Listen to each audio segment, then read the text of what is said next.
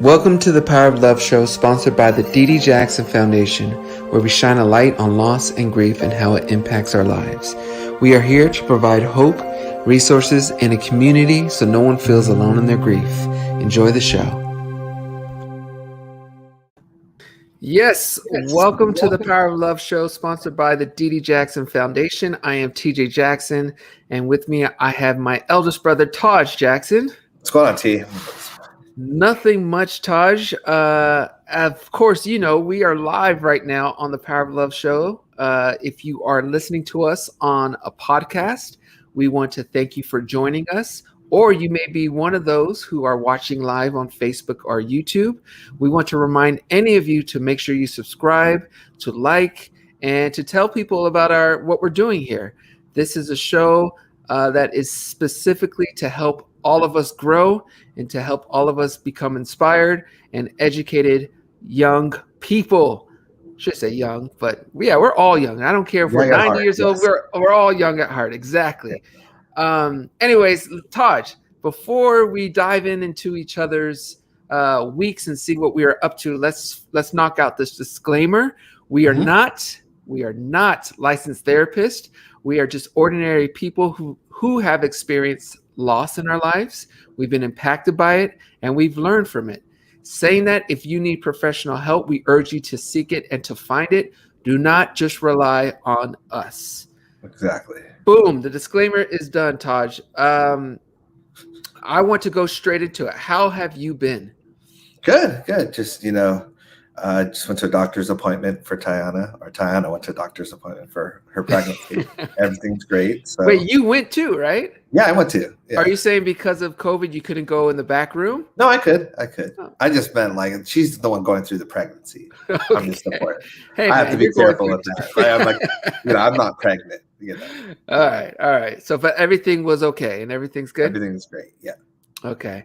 But it's an early day. That's I usually try not to wake up early. It's with Taylor, it's been possible, but yeah. I've warned you, Taj. You're a brave one for having a second child while Taylor's still young herself. Yes. And in parent world, especially when you're talking about the young ones, 1 + 1 isn't 2. It's like 1 + 1 is like 3.7. So you're about to get 2.5 little kids. I know. Ready. It's gonna feel that way. I'm looking forward to it. Yes, I like challenges. It's definitely gonna feel that way. Anything else exciting in your week, Mr. Taj? Not that I can remember, TJ. Unfortunately. Okay. What about you?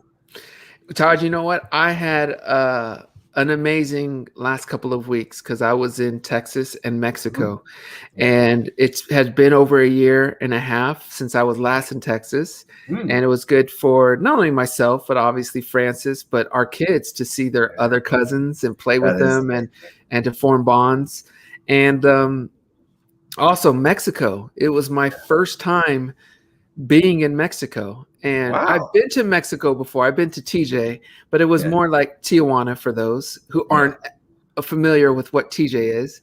Yeah, we call it Tijuana. We don't really call it TJ anymore, except for TJ. Is that except for me, because I love the name of TJ. Yeah. But I was only there for a couple of hours, and I don't think it's a true representation of Mexico. It's a part of Mexico, but it's not all of Mexico. But I got to go to Cancun and spend time for my niece's wedding, and it was a beautiful trip. It was a beautiful place, and I'm so excited to go see more of Mexico. So it's something I've always wanted to do, and I was able to do, but it was just wonderful. That's really cool. Yeah. How was the wedding? The wedding was great, man. It was beautiful. It's funny, Taj. I love weddings. I can't believe. Would you ever sing at one? Taj, if I sang at one, it would be kind of how Uncle Jermaine sang at yours. Yeah. It was just that was a spur of the moment magical event. When he sang and it would be like that. I don't think I could plan a performance unless it was for a good friend who always wanted that. Then maybe I could. But how about you? I don't know. I'm a little shy, so that you do it for your daughters, though, right? If they want. Yeah. That's about My kids, I couldn't say no to my kids. Yeah, okay. So we're on the same page. Yeah. So, and before we get on to our show, and we have a wonderful guest lined up. I do want to say something. Obviously, we have such a great community here that is commenting and leaving messages. But there's one thing that we are now doing, and that is super chat, which is on YouTube. You can donate money, and it will highlight your comment. And when I say donate money, obviously, I guess the term would technically be something else. But for DDJF, anything you purchase goes to the foundation, and we are a completely volunteer foundation. No one is on salary. Anything that we receive as a foundation goes straight to our programs and helping those who are in need. With that said, we have, Taj, a huge super chat donation from Miss Teresa Johnson. Yeah, Teresa. $50. Teresa, big props and thank you to your donation. Yes, again, I'm calling it a donation because, again, it's going to our foundation. So thank you for the support, and we really appreciate it. Yeah. I felt that needed a special highlight because that is amazing. And I will be highlighting anyone else who super chats at some point. But also what I want to say is we just want to thank everyone who's spreading the word about DDJF and who's helping those. I could feel that we're making a difference. We obviously have a core set of 3T fans and Jackson fans who are here, but it's the community spreading, and it's a beautiful thing. For those who are joining us now or in the recent months, my brother and I, we lost our mother as youngsters, and I've always said this. I didn't feel there was enough of a community out there to help me get through that difficult time period. I was just so blessed to have a family and a friends group that was able to help me get back on my feet. There are many out there that don't, and that was the whole point of DDJF, is to provide that for so many out there. And yes. I also like to say, which is great, and that's true, but sometimes your family and friends are going through it as well, so they can't help in a way. So that's what community is great for too, because you can rely on other people. And I saw that recently. I snuck onto the Facebook group, and someone had lost someone, and I saw the community gather together and kind of beautiful help with that. And I think that's amazing. Yeah, it's everything we wanted. Yeah, and Taj, since you mentioned it, before we get to our Facebook group, before we get to our guests, we should mention that we have a Facebook group. So if you're on Facebook, if you're a Facebook user and you want to be part of the community in a different way, in a way that either needs some type of support or you want to provide support, again, we always say what we've learned is that, whenever you're going through any type of loss, it's such an isolating feeling that just the idea that either someone's been through it, what you're going through, or is going through what you're going through, or is just there to listen and so that you can vent and discuss things, that is really invaluable. And that is the whole purpose of the D.D. Jackson Foundation official Facebook group. So if you find yourself needing any type of help, or if you want to be someone that's there for others, make sure you join the D.D. Jackson Foundation official Facebook group. That's it. I mean, I don't think we've ever done an intro like this without going to our guests. And there are two more, again, our guests. First of all, he's an amazing guy, so we're just going to have to extend the show a bit. But we have two more huge super chat donations from Tamia, 20 euros. Thank you so much, Timia. I think it's Timea, right? That's what my Spanish sense I'm not saying anything. Yeah, he doesn't want to say no. Yeah, correct it. Because the accent on the I it's actually an E, so Timea. Anyways, Timea, thank you so much for supporting our foundation. And Janine with $20. Thank you, sweetie, for sending love and support always.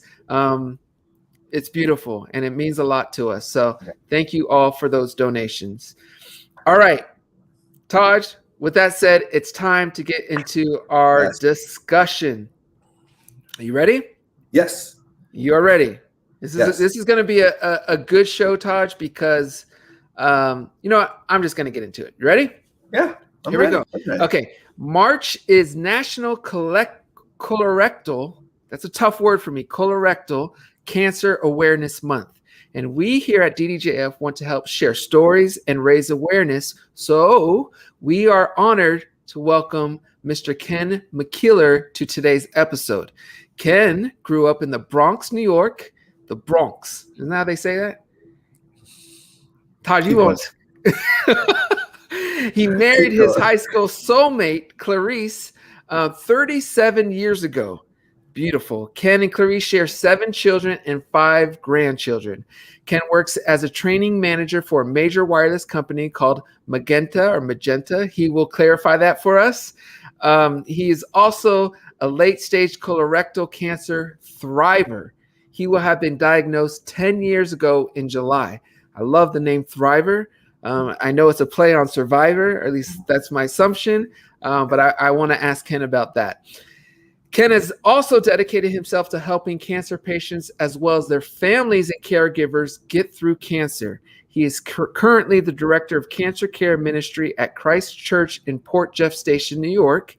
He is certified through Our Journey of Hope Ministry and Cancer Treatment Centers of America.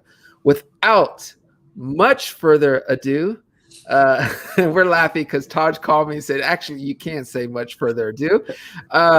Please welcome the one and only Mr. Ken McQuiller to today's Power of Love show. Ken!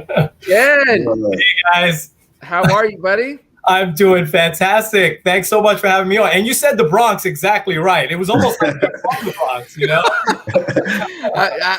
I've heard enough people from the Bronx call it the Bronx, so I love it. I'm happy I'm making you chuckle a bit. Now, did I say Magenta right? Yeah. Magenta. Okay. So yeah, it's T-Mobile. Yes. So yeah. There we go. I didn't know that. Okay, cool. Yes. And then Thriver. Before I have questions for you, but Thriver, is that a play on Survivor? Yes. Cool. Yes. Cool. And then the last one, did I say colorectal correct? You did. Yes. Okay. Cool. So for those, we'll start off real simple. What is colorectal cancer? So I didn't know what it was before I got diagnosed, to be honest. I'd always heard of colon cancer, but the rectum is, I don't want to get too graphic, but it's in between the colon and the anus. And so that's where the stool is held, right? So, but as I'll say later, my cancer almost spread into my colon, which would have been really, really bad. So the wall of the colon, it connects to the rectum. And so that's why they call it colorectal. So a little bit different than colon cancer, but can be just as dangerous. So it's different. Yes. Got it. Yeah, I'll be honest. I have never heard of colorectal cancer prior to today. Yes. Taj, had you? No, not at all. Yeah. And Ken, you said you weren't aware of it prior to your diagnosis. Is that correct? I don't think I probably had heard it before, but I had no idea what it was. When they said colorectal cancer, I probably went about a week telling other people that I had colon cancer, and one of the oncologists corrected me and said, no, it's different. Yeah. Got it. Can you just walk us through what that experience was like, the personal diagnosis experience, and what it felt like for not only you, but for your family and your wife, Clarice? Yeah, I think the way I would describe it is surreal. And, I knew something was wrong with me, but I didn't quite think it was that. And, I beat a lot of the other things, right? I was about 20 years younger than the average male that gets colorectal cancer. So that was one strike. As far as I knew, I had no family history of any cancer. So those things made it surreal when we got the diagnosis. And it was a little bit of a preparation because the proctologist who examined me kind of had already said it was cancer before I actually had a biopsy. And he said, 20 years I've seen this and this doesn't look that good. He said, but we're going to get you a biopsy and we're going to get you, treated right away. So when they came out with the biopsy, I wasn't too surprised. It was like a day or two later. But the whole thing was surreal, but that didn't really last long. I really had to have the mindset that, okay, what do I need to do next? What are my next steps? How am I going to beat this? So that surreal feeling probably lasted a day or so. We kept it very tight knit at first, but I would say that would be the best word that would describe, that initial diagnosis. Is there any advice you would give to someone from what you experienced, whether if you can look back and do anything differently, is there anything you would do differently, or any advice for someone who may be going through this? Yeah, I think it's difficult to do this, but you almost have to treat it like you have a job now, and you have to really focus all your energy and attention on beating it. I would say also, I told, God rest my mom's soul, but I told her, and I probably shouldn't have. It was hard to hide it, because we moved her up here and she lived close to us. But I would say be careful and be guarded who you tell, who you share with, because you can't worry about someone else worrying about you. And my mom was a worrier.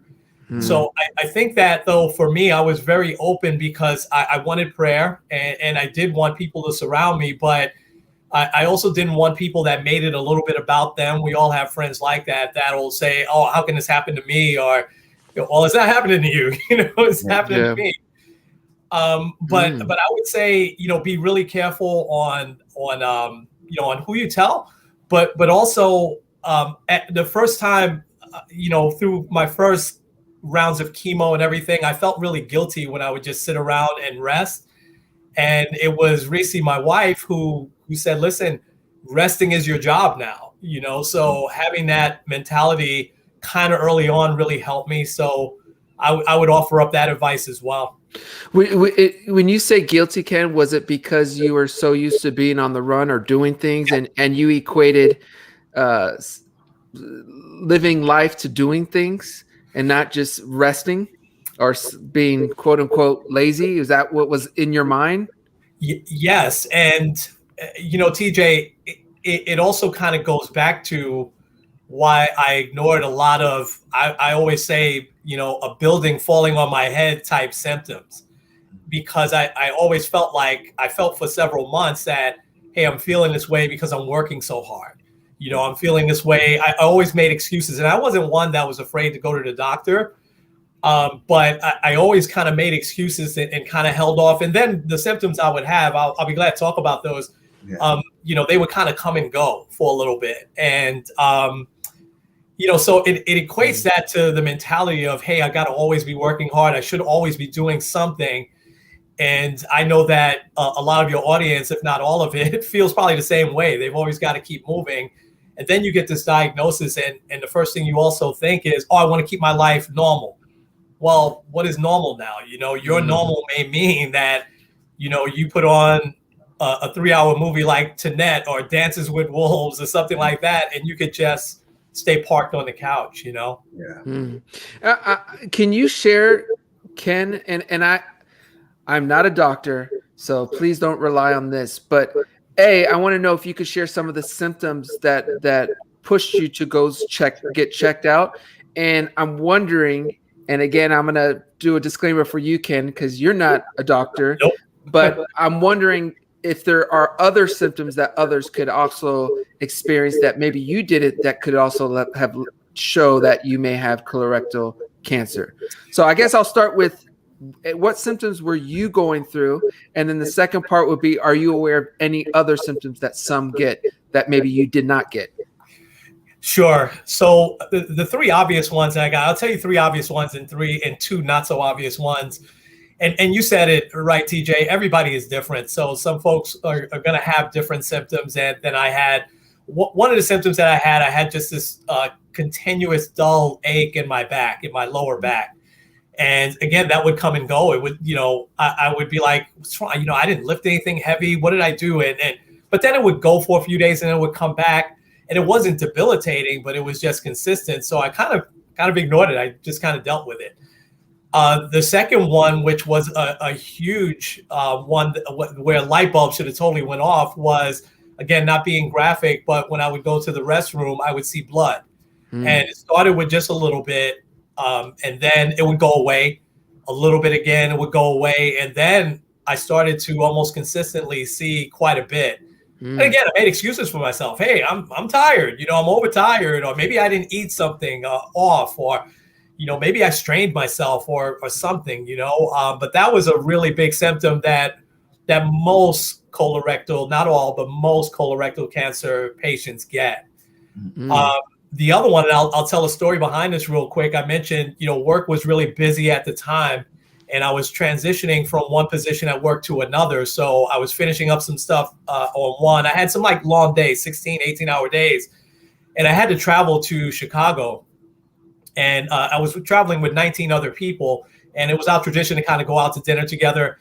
And so, but I was feeling off. I couldn't get my second wind. I felt extremely fatigued. And you could probably tell I'm a high energy dude, so I felt really, really fatigued. And then finally, that Wednesday night, we were there since that Sunday.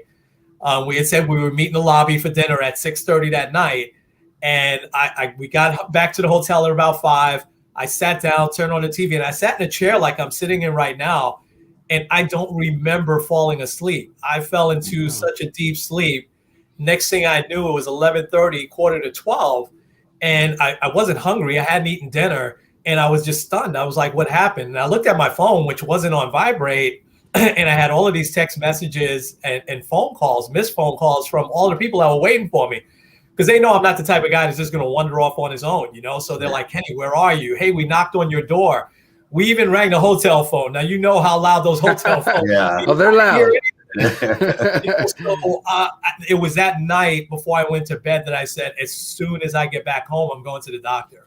So extreme fatigue is one of those other ones that, that really can hit you. Because when you think about what a tumor does, not being a doctor, but what a tumor does, how it grows, it's sucking all of those cells, and all of those good ones that give you the energy and everything. Interesting. The other two ones that wasn't as obvious was dry, itchy, burning lips. I know that sounds really odd, but I couldn't. My lips were always chapped. I couldn't get them right, and I didn't know why. I figured, okay, I'm in Chicago and it's April, but it's not that cold there. I'm like, why is this? And the other one is dehydration, where you're feeling thirsty. At least I was feeling thirsty, as if I had just worked out or something. And I'm like, why am I so thirsty? But all of those I found out after are some symptoms of that you're in the beginning stages. And I was already now kind of in the late stages. Yeah. Got it. Wow. Now, you refer to yourself as a cancer thriver. I love that. Rather than a survivor. Can you explain, I guess, the distinction and why? Yeah. And so a survivor means that I just made it. And so thriver, I don't want anybody to take that any sort of way. What I meant by that, and what I mean by that is, there's a reason why God, helped me get to the other side of this. And I strongly feel, and Reese strongly feels, it's to help other people and to tell my story as much as I can. And so I want people to look and say, hey, not only did I make it through, but my life is thriving because I'm able to help other people. Yes. And so, one of the things that, I know people mean well, but it's always been a pet peeve even before I got sick. When I hear, when they announce that someone passed away from cancer, they say they lost their battle. If you firsthand seen someone fight tooth and nail, this awful disease, and their family fight with them, and they don't make it and they pass away, that's not a loss, man. They fought, they didn't lose. So survivor was also one of those expressions. I'm like, well, am I just going to survive and just move on with my life? Or am I going to thrive and help other people? Well said. As we said in the beginning of the show, March is Colorectal Cancer Awareness Month. So that's what we are doing today. We are raising awareness. You've talked about some of the symptoms you have. Again, if you've answered it, you can answer again. I'm just asking for any other warning signs that people can look out for, as well as, is there a criteria, whether it's age or demographics, where you should be getting screened, and how often, and again, what age would that be, if you know that, Ken? Yeah, and so it's recommended. A colonoscopy is the best, still, the best prevention to catch it early. And the recommended age is 50 right now still, but there are a lot of experts now that have moved that up to 45. Wow. But if you have a family history, they say at 40 you should get it, and then get it every 5 years. And listen, they've come a long way. With the colonoscopy, the prep is by far the worst part, but the actual procedure, you go to sleep for a couple of minutes, you wake up, you don't feel anything. Yeah. But it's so much that can be gleaned from that can they can prevent it very early, which is extremely important with any cancer, but especially colorectal. So colonoscopy can tell you, obviously, for colon cancer, but also colorectal cancer. Yes. Nice. Yes. Todd, did you have a question? I don't want to cut you off. No, I'm just listening. You're good? And okay. Yeah. Can you offer any advice to someone who may be battling cancer at the moment and finding it difficult to push ahead? Yeah. And so, again, my wife taught me this because, I think by nature, a lot of us can just be very, very impatient. We want to get better tomorrow. And most cancers, you're not going to get better tomorrow. There are some that can, go away like that. But I battled mine for 3 years. And so I would say that take it, I'm going to even break it down to this, take it hour by hour. You get up in the morning and you ate something and it stayed down, right? That's a win. You get to lunchtime, you had some lunch and you're feeling okay. You took a nap in the afternoon. Those are wins. You get through hour by hour and then day by day. You just take it very, very slow. And if you have setbacks when you go see the doctor, the setback is the setup for the comeback. So that's how you have to really look at it. You have that setback. Hey, okay, I'm going to make sure this next diagnosis is a little bit better. What do I need to do? So I would say, patience is so important. But taking it just very, very slow, hour by hour, day by day, really helped me out. And we've seen that that philosophy really help out, a few people that we've been involved with. Real quick, love it. Were your doctors encouraging to you, or were they like? Is that, how important is that in terms of that? Because I would imagine for me that would be very important, as opposed to. Yeah, and thanks so much for that question. It is to a lot of people, and I had kind of the run of the gamut. I had one oncologist who was phenomenal, who saved my life, but he had zero bedside manner, and I think I think I needed that straight talk, and I think he sensed that. He just looked me in the eye and said, "Listen, this cancer can kill you if you don't do exactly what I tell you." Okay, I needed to hear that. But my surgeon was a lot more encouraging, a lot more patient, a lot more will sit there and really talk to you. He came, I remember, to see me, on Christmas night. Left his family and just came to the hospital to see me after I had surgery, and so I think it'll run the gamut. I think most oncologists are they're very, very compassionate. I think by nature. I don't think otherwise they would do that. It's true. But I think there are some people that are listening now, or some people that are going through it, need that straight talk.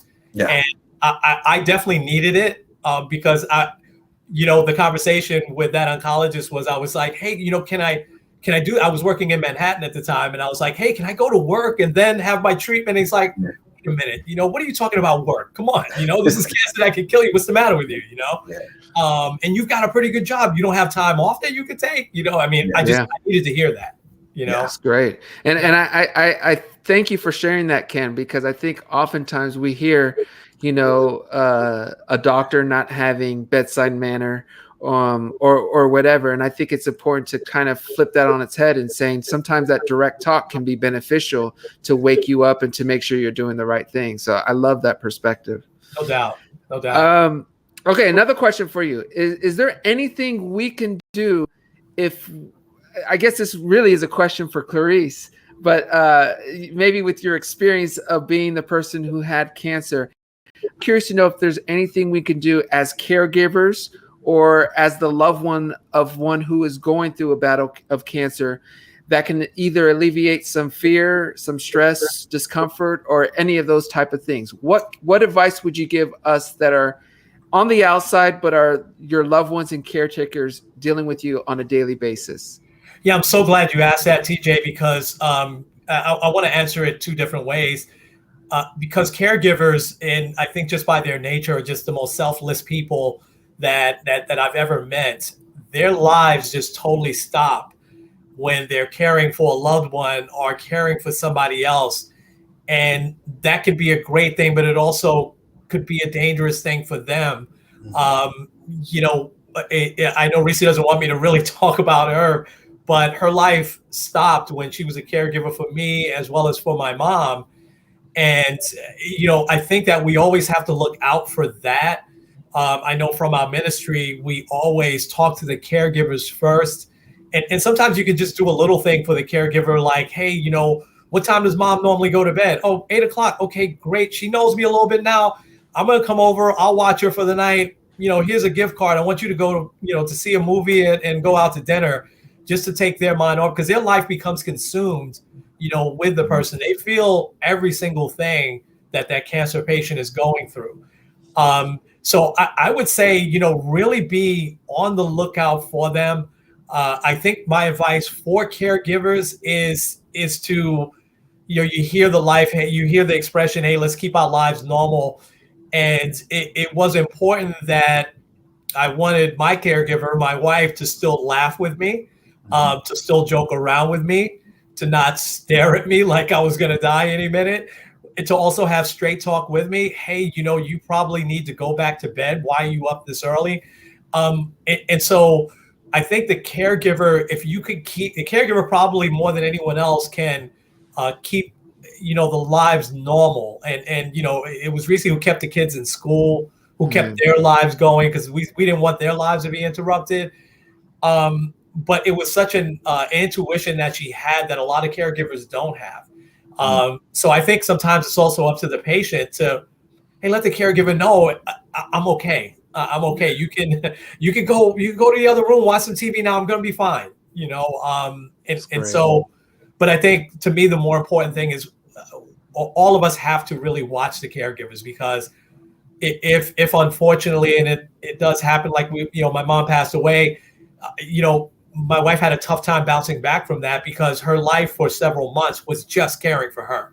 You know, what happened to her life? She has to go back to that. I love that. Thank you for sharing all that, Ken. I have a couple more questions for you. But before I get to it, we got to give a big props and thank you to Sophia for the donation. And then also Kevin, who just says peace. I love it, Kevin. Thank you for the donation, and thanks for the words of wisdom. Okay. So another question for you, Ken. Is there anything we can do? Oh, I already asked that one. So what final message would you give? What final message do you want to give the audience? If we take one thing away from this conversation we're having, what is that message you would give? You know, over the last few years, we've lost some pretty famous people that we were surprised that we lost, right? Donna Summer, Aretha Franklin, Chadwick Boseman. You know, we're like, what? He had cancer? And so this is just me, one of the biggest decisions I think that you have to make is, and then by the way, there's nothing wrong with that. They wanted to keep it private. That's all good. So you have to really make that decision. Who do you share that diagnosis with? Because it's going to be so important that you surround yourself with people like you two and with people like your audience that are very uplifting, very encouraging, but also are going to just have normal conversation with you. I had friends that would just come over and watch a ball game with me and never even ask me anything about cancer. You know, we're just watching the Knicks. Knicks are playing better, but you know, back they're looking okay this year, right? Yeah. I know you're happy about that. Absolutely. And you know, you need that. That's part of, you know, your life staying normal. And on the other spectrum, we had folks that oh my gosh, how are you feeling? And they don't mean any harm. Yeah. Is everything going to be okay? And I'll say the other thing is I use humor a lot. I think you have to still laugh. So I'll tell you this, when sometimes if I saw somebody that was a little uneasy talking to me, I would say, okay, I'm going to mess with them a little bit. And they would say, hey, how are you doing? And I would say, yeah, listen, I'm going to be okay. I have colorectal cancer. So, all my troubles will soon be behind me. I like it. See, that was the exact reaction I was looking for that I would always get, because it took them a second to get the joke. Or I would say, everything is going to be okay in the end. Love it. So you always took it with a nice sense of humor. I think you have to. So I would say, and I know you asked for one, but those two pieces of advice: be just really careful who you surround yourself with through this time. You can't worry about someone else worrying about you. You've got to focus your whole energy on your battle, and then watch as many comedy movies. I probably watched more Hangover 1, 2, and 3 and stuff like that. Helps so much. Yeah, absolutely, and be able to put people at ease and make them laugh. But then you're going to also get the gauge. Hey, maybe this person brought me down by being here today.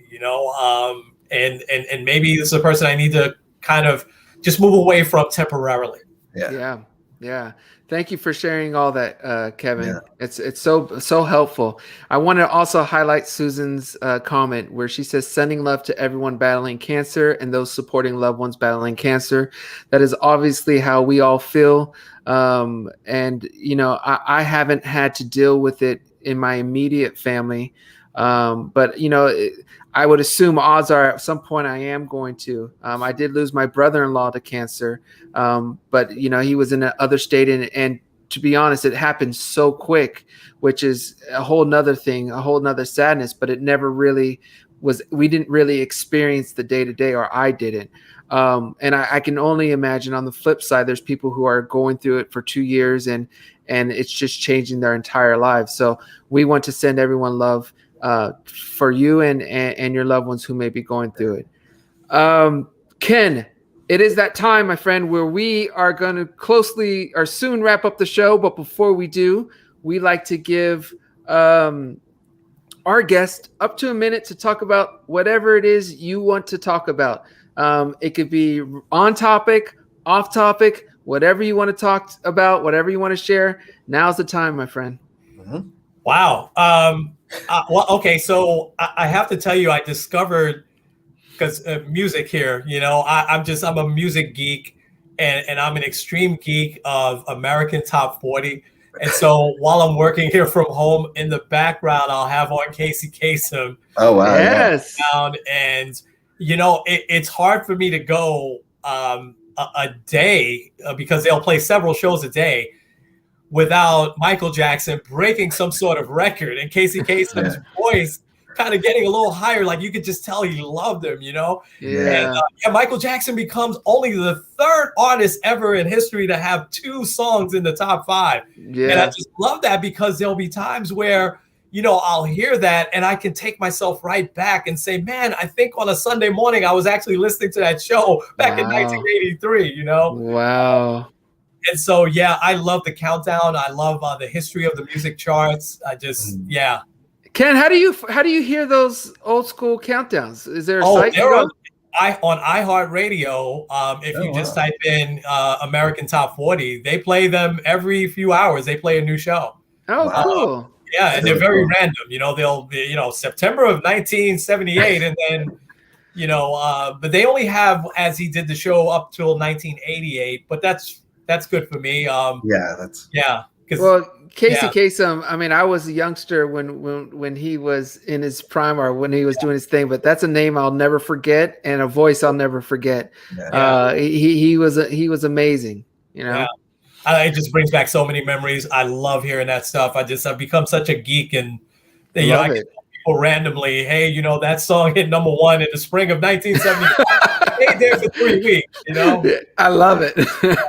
Well, all right, Ken. Well, let's do this first. We want to remind everyone, March is Colorectal Cancer Awareness Month.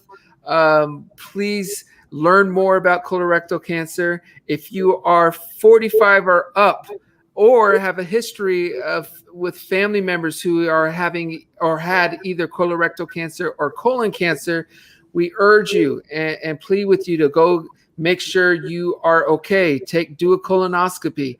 I am not a doctor, so I don't know all the things you can do, but please, this is like most cancers. It's one of those things where being preventative or being early is what can save your life. So whether it's yourself or a loved one or a friend, please make sure this is on your mind. I think sometimes as society, we try to brush away anything that is sad or negative, and we lose sight of what we need to be doing. So we want to all urge you to go get checked out if you need to, or go urge your loved ones. Anything else either one of you guys want to say before we wrap up today's show? No, just thank you so much for the opportunity to come and talk. And yeah, thank you so much. And hopefully the message gets out. Well, Ken, I'm going through the comments, and I could tell you right now that people have connected and have learned a lot from you. So I want to thank you so much, Ken, on behalf of our entire foundation for joining us, sharing your story, and helping so many out there. So again, on behalf of all of us, thank you, Ken. My pleasure. Thank you guys so much. All right, everyone, we are wrapping up. We will be back next Wednesday at 1 p.m. Until then, please be safe. Enjoy your loved ones and family. Stay respectful, stay grateful, and we'll see you next week.